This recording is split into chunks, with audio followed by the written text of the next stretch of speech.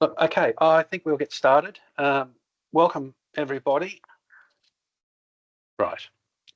So, like I said, welcome everyone to the GIA webinar, Selecting and Installing Smart Sensors. This is just going to be a brief overview. So in this webinar, we're going to actually look at some of the benefits of installing sensors and have a look at two examples, nursery examples that have actually installed sensors. They're two very different systems. Then we're going to discuss what to consider and some questions to look at before buying any sensors whatsoever. And then we have Joshua Jagger from SenSite, who is the Australian distributor of the Aranet sensors. He will give us a talk later on about some of the horticultural sensors that he supplies. And then we'll have a little wrap up, and there will be time at the end for questions. If anybody does have any questions during the course of the project webinar, by all means, please send use the chat function or the Q&A function, and I will try to get to them as soon as I can. So let's start by having a quick look, if it's going to play the game. There it is. Start by having a quick look at why to install sensors. Everyone will have different reasons for installing sensors, whether that is to monitor or automate processes, or refine irrigation scheduling, improve resource use efficiency or reduce waste, or even just to save labour.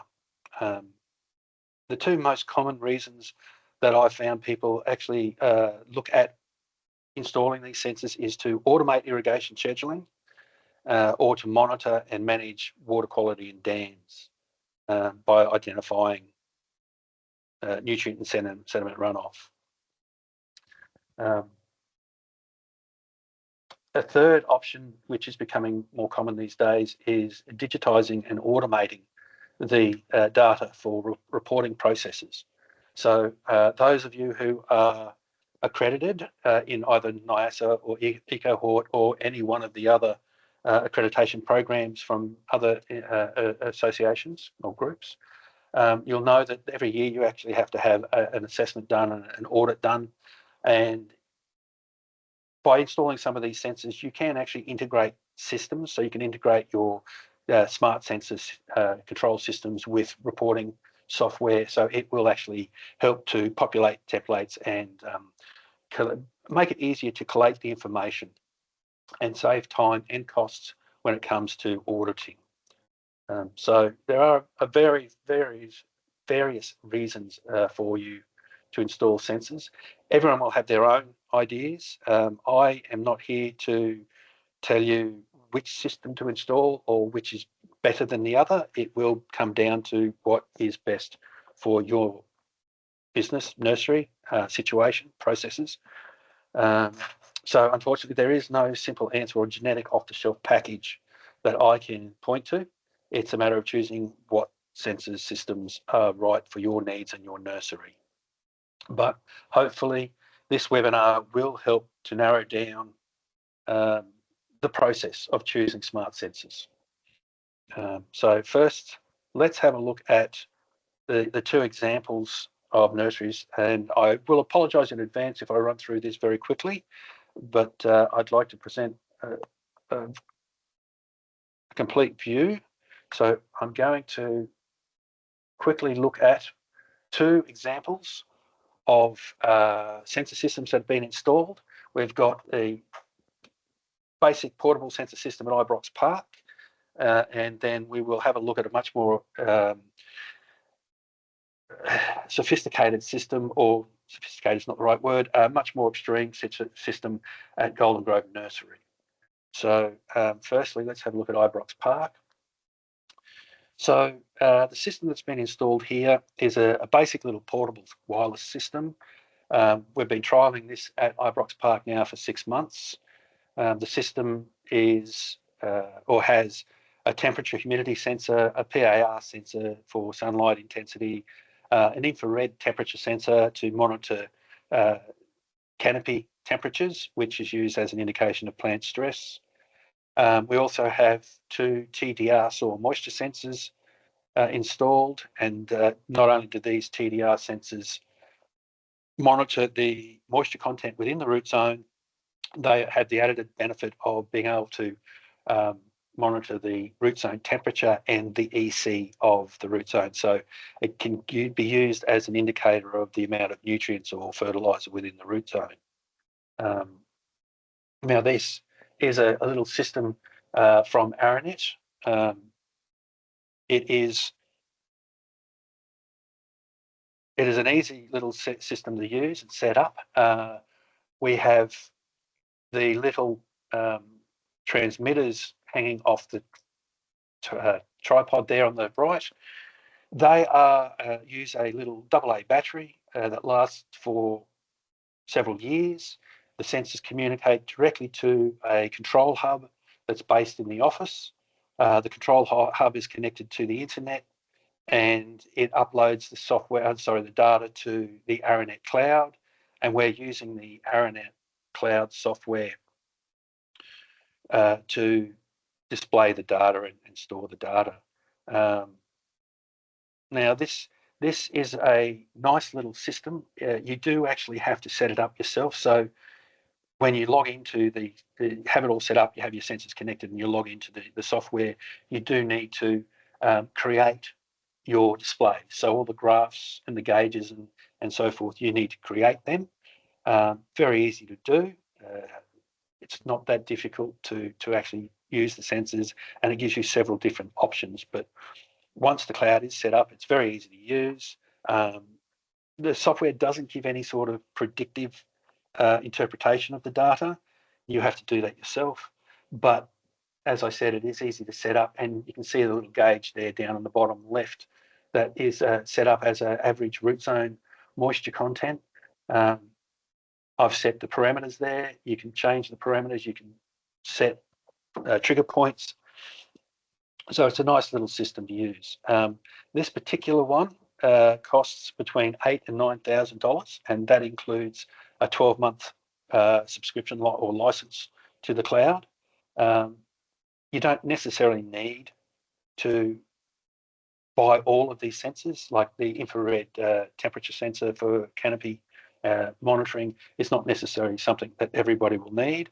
But this is a good little starter kit for those who are interested in getting into the sensors. It's portable, so it can be moved around from location to location or crop to crop. And because it uses its own little local Wi-Fi connection, there's no ongoing communication costs. So it's pretty straightforward, nice and simple. Now, I had invited Angela, the production manager from Ibrox Park, to join us today. Unfortunately, she was unable to attend, but I did ask her some questions and got her opinion on what she thought about this little sensor package. So it's only been in there for 6 months, and although they have used weight scales and insertion soil moisture sensors in the past to identify what their water holding capacity is of their containers, the irrigation scheduling is basically set on a time schedule, and then Angela adjusts that as she sees fit, depending on the growing environment and the age and stage of the plants.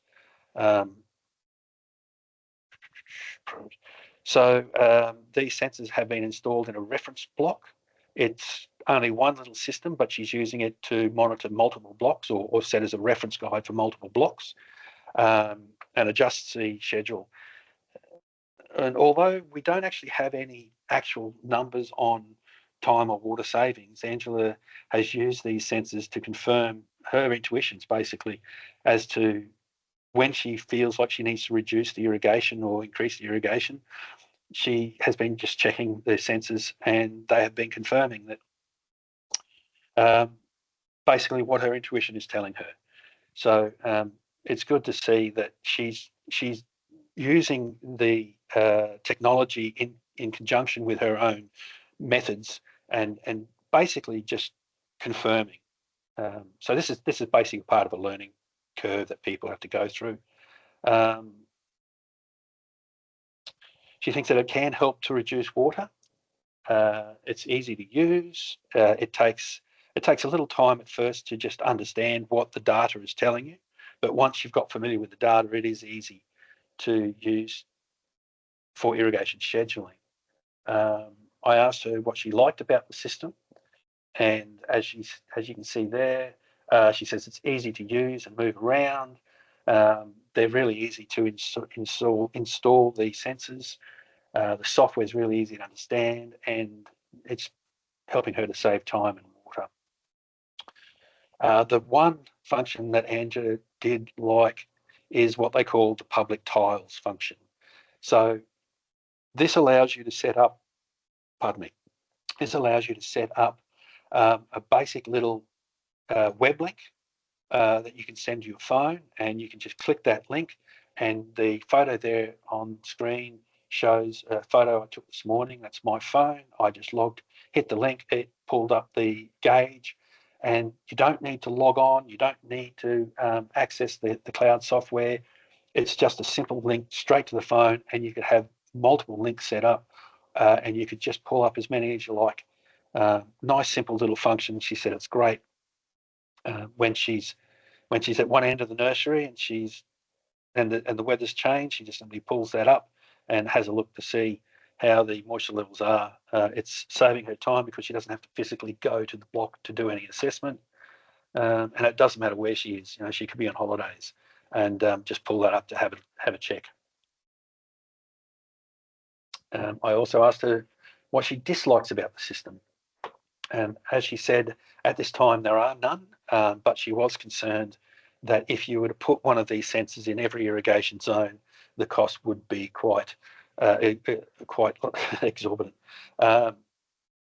However, you don't need to put a complete system in every zone.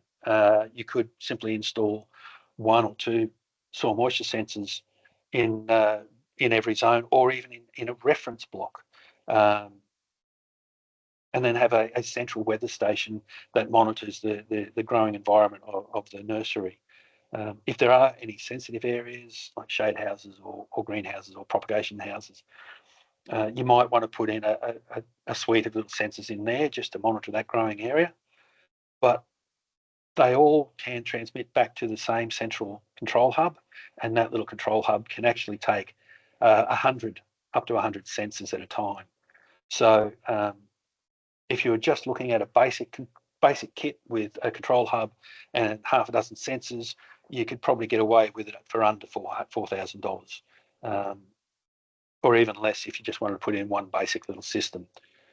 So that's the basic portable system, relatively cheap, easy to use, but you will need to set up the software and interpret the data yourself. Aranet do actually offer training videos, and they have support services. And Josh will talk about this a little bit later on. But I've sat in on one of their training sessions, and they run through how to set up the software and everything. So it is quite a nice little system. But of course, it won't automate irrigation without having some form of computer interface. So now if we go to the other extreme and we look at Golden Grove Citrus Nursery, which some of you may be aware of, this was the focus of the Smart Farming project over a 3-year period. And we installed a suite of sensors in there in partnership with AHR and Hitachi. Before we go any further in discussing this, I'm going to play the video that was produced during that project. This is it's around about 4 minutes or just under 4 minutes long, and it has Wayne Parr, the owner, who just talks us through the process. And we'll just play that now.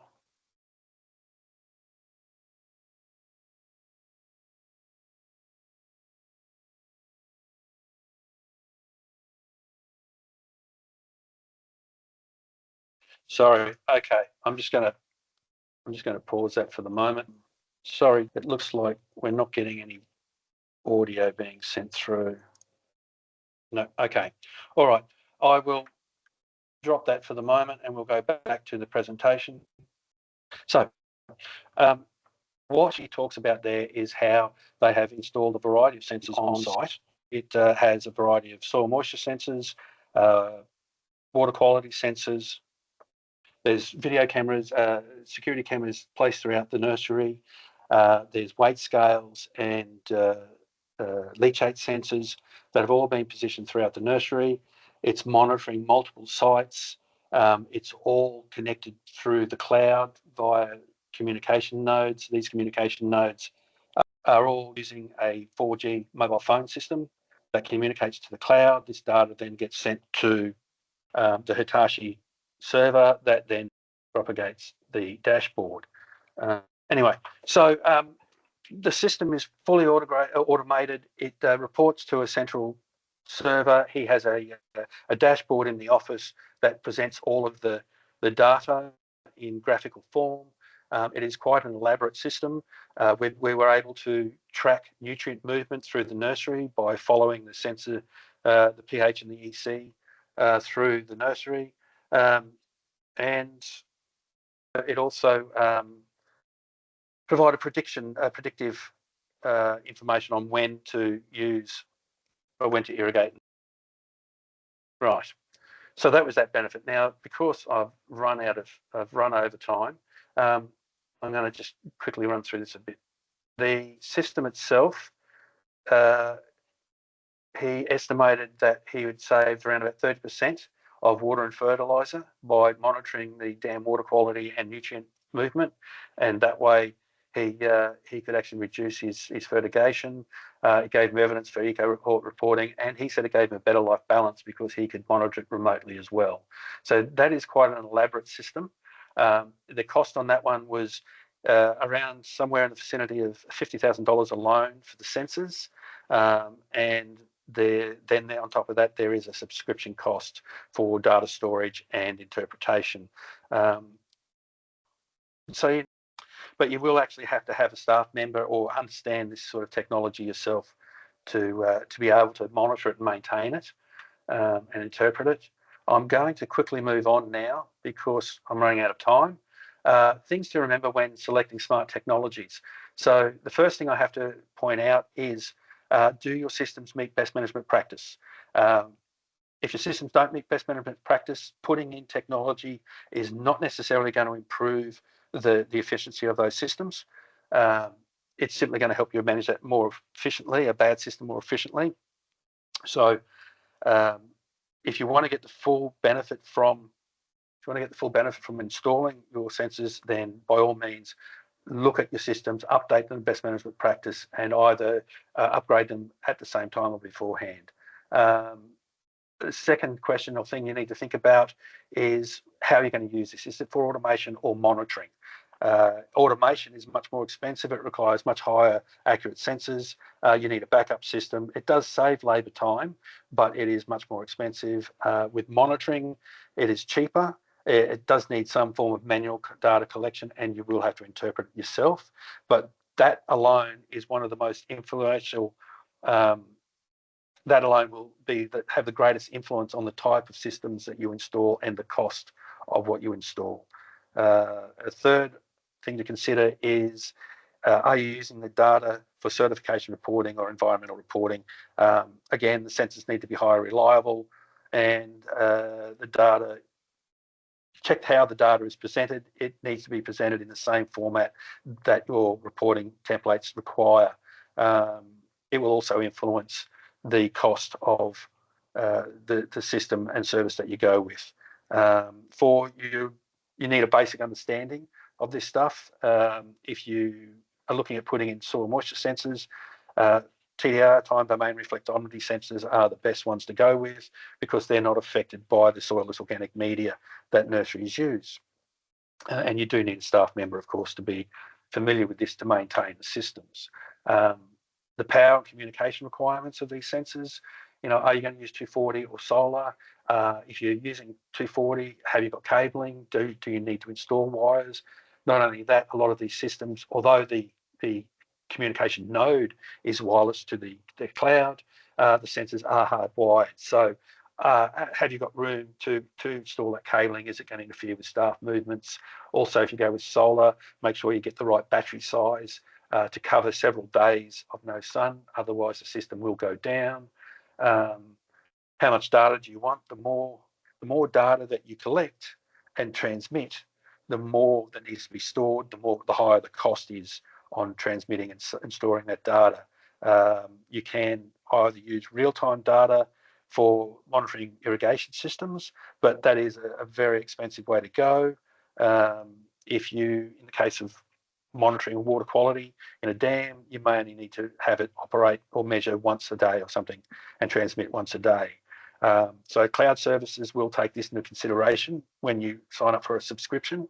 So do be aware of the amount of data that you're producing and where it's being stored, and the amount that it's, or the interval in which it's being transmitted. So which data service or dashboard to use? There are multiple user systems out there. Many of the services will offer you advice. They'll allow you to trial. They will have videos to show you. Talk to them, contact them. Most of the people I've spoken to are all very willing to give you a trial on their systems. Look for modular packages. So if you're not too sure what you need, look for a modular package. Get a basic little kit to start with, and a lot of these programs and packages will allow you to build on top of that. You know, you add sensors or build another layer of the software. So in the past, I came up with a selection criteria that I've used over the years. I'm not going to go through this, but I will. All of this information and the webinar recording will be available to look at afterwards, and I will send a link out to everyone registered. So you'll be able to have a look through this yourself. There are some other problems that you need to think about as well in access, the physical access to the sensors. Does it interfere with the staff movement through the crop? Are there any council regulations in using sensors? And that more or less refers to drones and automated autonomous vehicles and that sort of thing. Also, there are other issues that you need to be aware of. There's natural issues that will happen where these things will, pardon me, where you can have snails and frogs making nests within your sensor systems. You'll have reeds and trees will grow through the housings, so you've got to be aware of those sort of things. You get ants in nodes, so you have to be aware of all this sort of stuff when you're looking at installing this. Where are you going to install them? What sort of issues could there be? Now, pardon me. I'm going to hand over. That was very, very brief, and I apologise for the speed at which I've run through that. I'm going to hand over to Josh from Aranet, from Sensite, so he can, he can give you a little presentation. Yes. Okay, cool.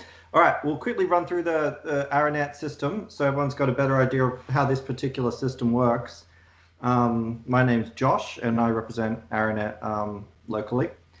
So the basis of the Aranet system is a combination of sensors and receiving base stations, and then ultimately going to the cloud for 24/7 access. This particular picture here has 2 base stations, but you generally only need 1 within about a up to 3 kilometer radius if it's range of sight. Your individual sensors, most of them are battery powered, so you have no like connecting cables between the sensors. You just have your sensor, sometimes a small cord to a transmitter, and then it would be ultimately transmitting then to your base station. And these base stations can also operate independently of internet and the cloud, so they can store up to 3 years of data, and you can access them locally as well. So you can be completely off the internet. Generally, the flexibility of the Aranet system is one that allows you to place sensors and move them around as you need them. So We have people that monitor different groups of plants and move them around different sheds. Also different locations on plants, for instance, monitoring the ground temperature, the mid-range, and the just above plant level. The wireless nature of the sensors is very convenient for reducing the amount of damage, and also the installation is very quick and easy. It's also, again, very mobile. I'll just take you through, I think, a couple different sensors here that are the most popular in the soil sort of range. We have three. The one on the left here, there is more of a moisture probe only, and then the other two are more advanced soil probes that are measuring water content, EC, and temperature. You can see on the pictures on the right that they're similar technology. One's got three, one's got two prongs, but they're both quite similar in accuracy, around the same price. And you have the cord there that's usually about 1.5 to 2 meters, and that's the transmitter on the other side. In that will be your single AA battery, and then depending on your measurement frequency, that could last anywhere from 3 to 7 years before you will change that battery. They're also fully weatherproof and UV treated. Another sensor in the Aranet range that is relatively recent is a large weighing tray. You can see some different formats on the left, different trays, different pots that people have experimented with. This device also has a transmitter in the middle, so you're measuring at whatever frequency. So when you set up sensors, you're setting up either 1 minute, 2 minute, 5 minute, or 10 minute readings. And that'll determine just the frequency that the measurement's made and then transmitted to your base station. And then ultimately, once you've got all that data, you can configure dashboards on the cloud or on the actual device base station itself, which sort of gives you a centralized data storage area. You could make a lot of different dials and readouts. There's also a mapping ability where you can upload a map or a floor plan of your facility and place sensor readings on the map, so it can be easily found where readings are. As David mentioned, there's also public tiles. So similar to the sort of dials you see on the right there, you can create a public link to them, and then you can share that link with anyone that needs it. So it'll just be a web link, and then they can see a single data point via that web link. There's also abilities to do some averaging, so you can have 3 sensors averaged out, and you can also do some other virtual calculations based on a number of sensors. Also in the cloud, you have the ability to do alerts. So if things are going over certain temperatures or certain readings, you can have email alerts sent to you. They can be triggered by, if it's over a certain reading for at least 1 hour, then email me, and then turn off that alarm if it goes back under for 15 minutes or something like that. So it's quite easy to configure the alarms, quite easy to configure the dashboards. And I'll just move on to the last page. Again, that's sort of the overall system. You've got a range of sensors. There are about 30 or so in the range. We also have transmitters that attach to third-party sensors. So if you've got a particular sensor, it's not in the Aranet range, but it has an output in milliamps or voltage, it can be connected to the Aranet ecosystem. It'll then talk to the base station, and it can be reported in the Aranet cloud. And from the cloud, then you can then export that data. If you've got more advanced growing computers or more advanced analytics that you want that system to have the data, you can easily export from the Aranet cloud also.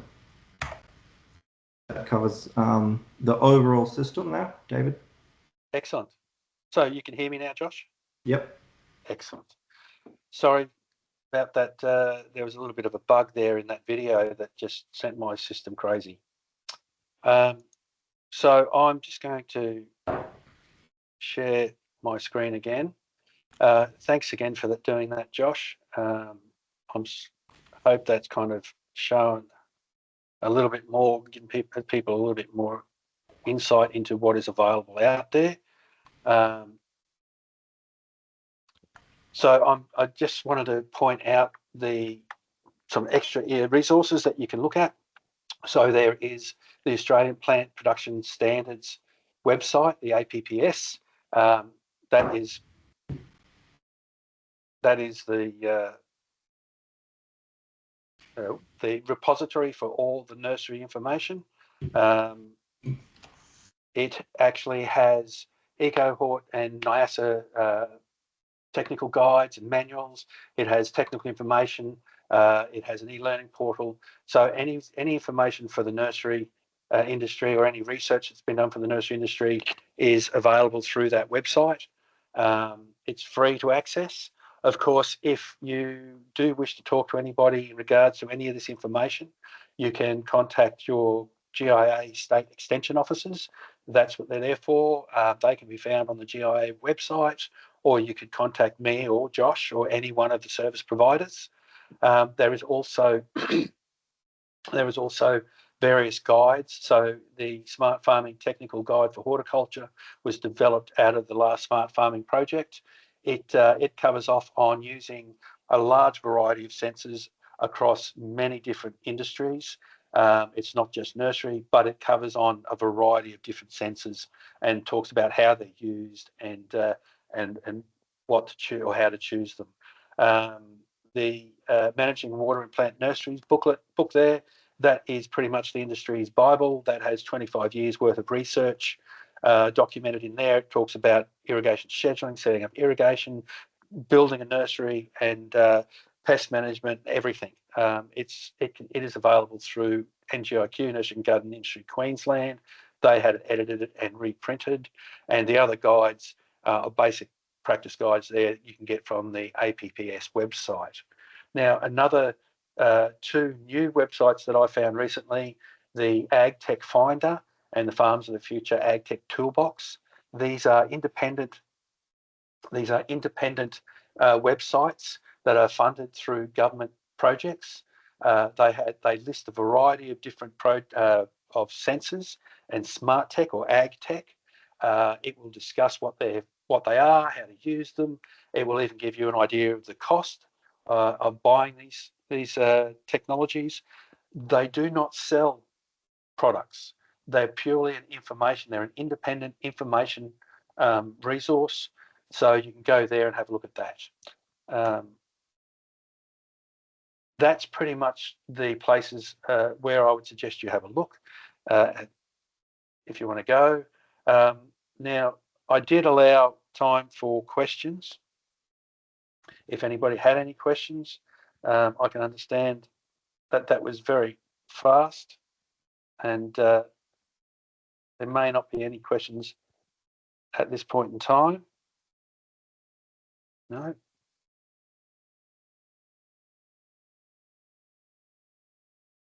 So if anybody does have any questions, please use the chat function now. I will move this screen back to there. So bottom line is basically, look, there's a lot of technology out there. It's changing almost daily, especially with AI and machine learning.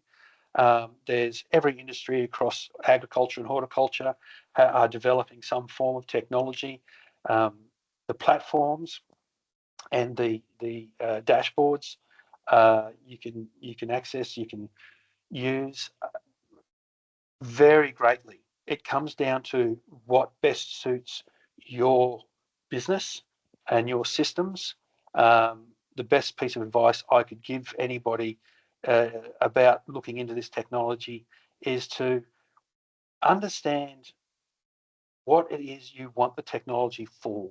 If it's for irrigation control and automation, then that is a certain channel that you look at, and that will require specific sensors and real-time data and sophisticated computer software to integrate with an irrigation controller. If you want to just simply monitor water quality in the dam, then you can get some basic little systems that will actually allow you to look at the pH and the EC of water quality. In the case of Golden Grove, where he was fertigating, he actually had, or we actually had sensors in a leachate bucket. So we would monitor the leachate coming out of the containers. We would monitor the EC and pH of the water, runoff water in the collection drains and in the dam, and then we would look at the amount of nitrates that are left in the water, and Wayne would adjust his fertigation formula to suit. So there's different courses for different horses if you want to go down that path. Okay, with similar topics.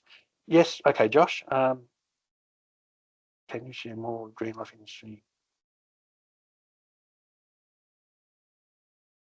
Okay, yes, we will be discussing more. I don't quite understand in Feb.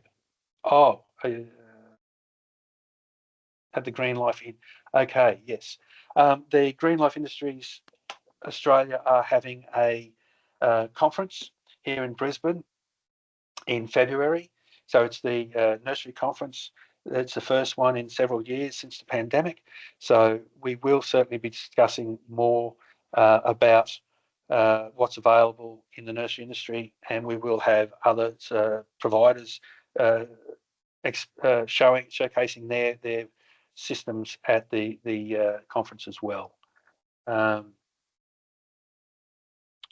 would. Doesn't look like there is any other questions at this point in time. I'm happy to continue talking for a little while longer about technology if you're interested. One of the things that I can do is go back to,